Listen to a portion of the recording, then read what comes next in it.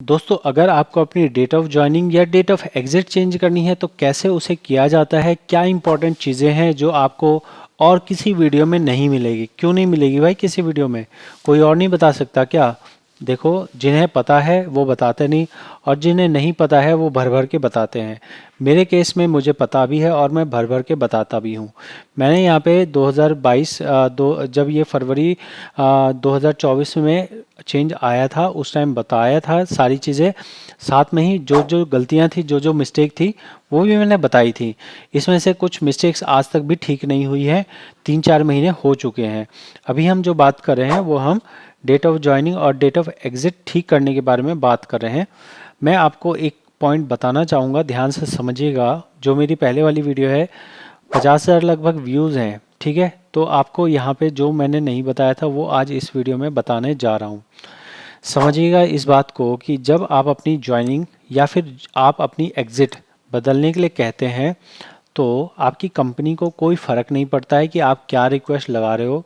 वो आंख बंद करके एक्सेप्ट कर सकते हैं, लेकिन पीएफ ऑफिस आंख बंद करके एक्सेप्ट नहीं करेगा। पीएफ ऑफिस एक्सेप्ट करने के लिए ख़ास तौर पे ज्वाइनिंग और एग्ज़िट के लिए बता रहा हूँ।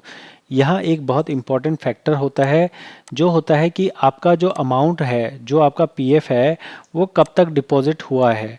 अगर आपका पीएफ जो डिपॉजिट हुआ है उसके अकॉर्डिंग आप अपना ज्वाइनिंग डेट या एग्जिट डेट चेंज करना चाहते हैं तो ही वो आपका एक्सेप्ट होगा। समझ आया? नहीं आया होगा। आपकी जनवरी है लिखी हुई ज्वाइनिंग डेट, और आप चाहते हो ये जनवरी से चेंज होके फरवरी हो जाए, तो फरवरी वो तभी करेंगे जब उन्हें ये दिखेगा कि इसका जनवरी तो लिखा है लेकिन जनवरी में कोई पैसा नहीं है, फरवरी में पैसा आया है, इसलिए बाय मिस्टेक ये जनवरी लिखा गया है। समझ गए? कंट्रीब्यूशन अगर जनवरी का नहीं होगा तभी उसे चेंज करके फरवरी किया जाएगा। आप ऐसा नहीं कह सकते कि कंट्रीब्यूशन तो हमने जनवरी का जमा किया है लेकिन इसका जॉइनिंग डेट हम फरवरी से कर दें।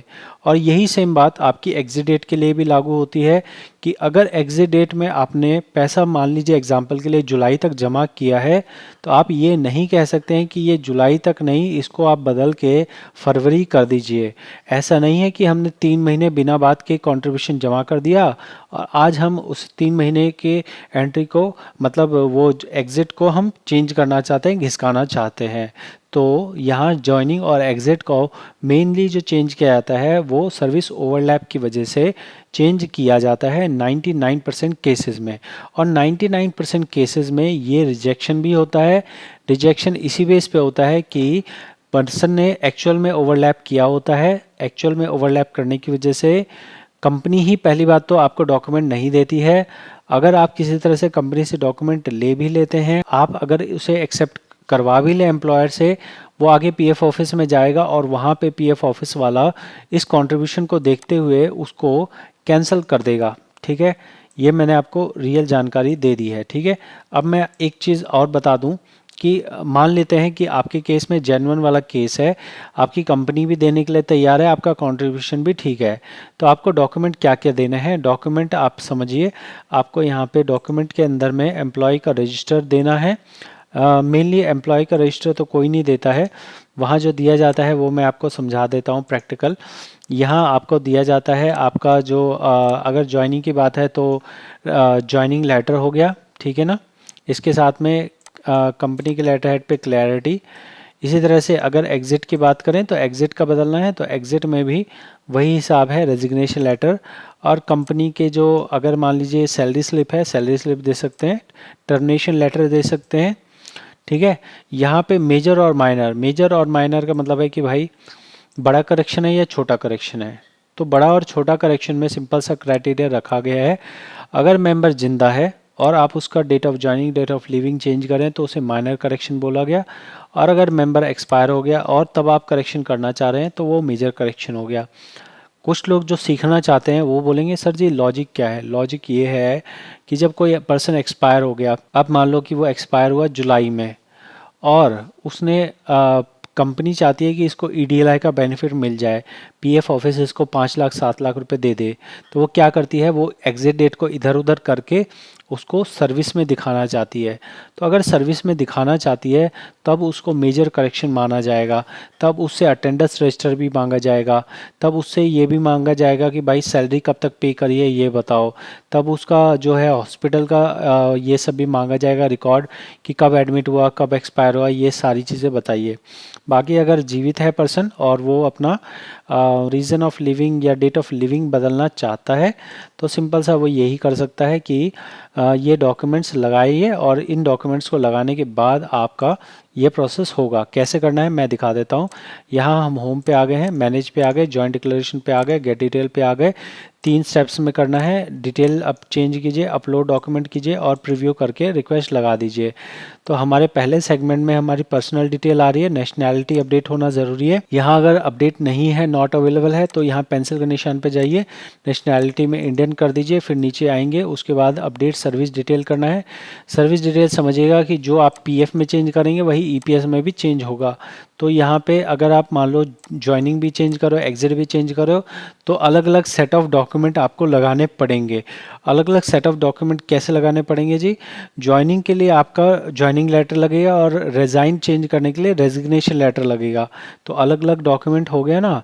सैलरी स्लिप अगर लगाओगे तो ज्वाइनिंग के टाइम की सैलरी स्लिप अलग होगी और रिज़ाइन के टाइम की सैलरी स्लिप अलग होगी, ठीक है ना। तो मैं यहाँ आपको एग्जांपल के लिए दोनों ही चेंज करके दिखा देता हूँ ताकि आपके सामने दोनों ही ऑप्शन दिख जाए, ठीक है। मैंने ज्वाइनिंग भी बदल दी और मैं यहाँ पे एग्जिट भी बदल रहा हूँ, ठीक है। ये कितना अंतर है इससे मतलब नहीं है, बाकी जो मैंने आपको समझाया वो उम्मीद है आप समझे होंगे कि जब तक कंट्रीब्यूशन वाली बात मैच नहीं करेगी तब तक वो आपका करेक्शन नहीं करेगा।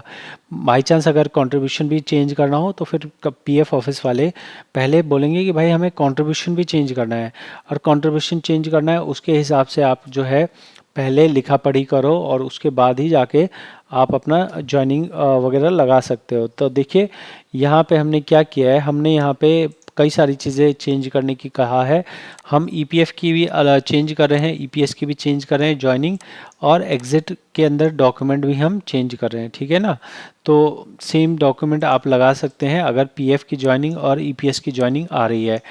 मैंने अपने पिछले वीडियो में देखा कि हम अगर सेम डॉक्यूमेंट लगा रहे हैं तो ऑब्जेक्शन किया जा रहा है। तो ऐसे में क्या करोगे ना, ऐसे में सिंपल सा करना कि थोड़ा बहुत नाम में चेंज कर देना, ठीक है। अब यहाँ लिस्ट ऑफ डॉक्यूमेंट है, जैसे मान लीजिए अपॉइंटमेंट लेटर यहाँ हमने लगा दिया। लिविंग के बारे में है तो लिविंग में क्या होगा, टर्मिनेशन लेटर हो गया है ना।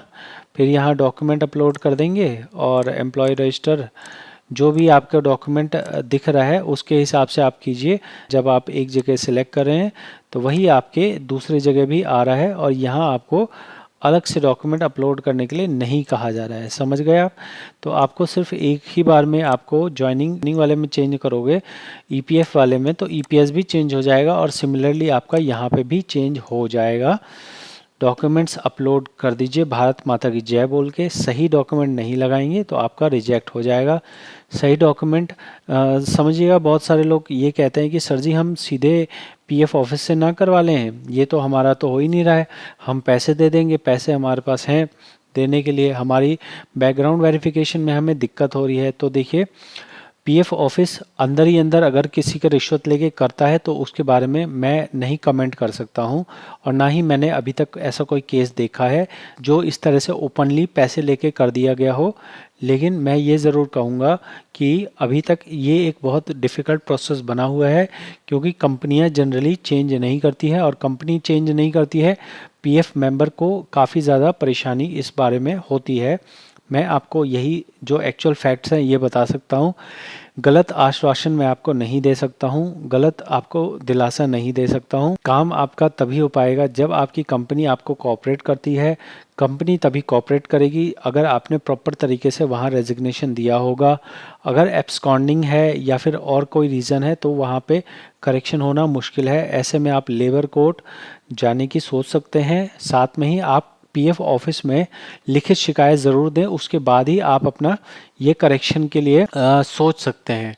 अगर लिखित शिकायत भेजेंगे, अगर कोर्ट से भी आओगे तो कोर्ट कहेगी कंपनी को कि कंपनी इस काम को करे, या अगर पीएफ ऑफिस में शिकायत दोगे तो पीएफ ऑफिस भी ऐसा नहीं कि छोड़ कंपनी को, छोड़ ला मैं कर देता हूँ। कंपनी से तो अप्रूवल चाहिए ही चाहिए। अगर कंपनी क्लोज है तो वो अलग सिनेरियो हो जाता है, लेकिन अगर कंपनी चालू है तो डेफिनेटली आपको लगाना ही पड़ेगा, ठीक है ना। तो इस तरीके से हमने आपको बता दिया, अब आप इसी को प्रोसेस को फॉलो कीजिए। और अगर आपको लगे कि मैंने आपको रियल जानकारी दी है, चैनल को सपोर्ट कीजिए सब्सक्राइब करने में। 2 लाख सब्सक्राइब पूरे करने हैं। बहुत ही छोटा चैनल है, बहुत ही कम लोगों तक ये सही जानकारी पहुंच पाती है। अगर आपको लगे कि जो बताया गया है ये एक प्रैक्टिकल जानकारी है और इसे बहुत और लोगों तक भी पहुंचना चाहिए, तो आप इसे सपोर्ट कीजिए, सब्सक्राइब कर दीजिए और लाइक कर दीजिए और कमेंट में बताइए कि ये जानकारी आपको कैसी लगी है। मिलते हैं अगली वीडियो में। बहुत बहुत धन्यवाद।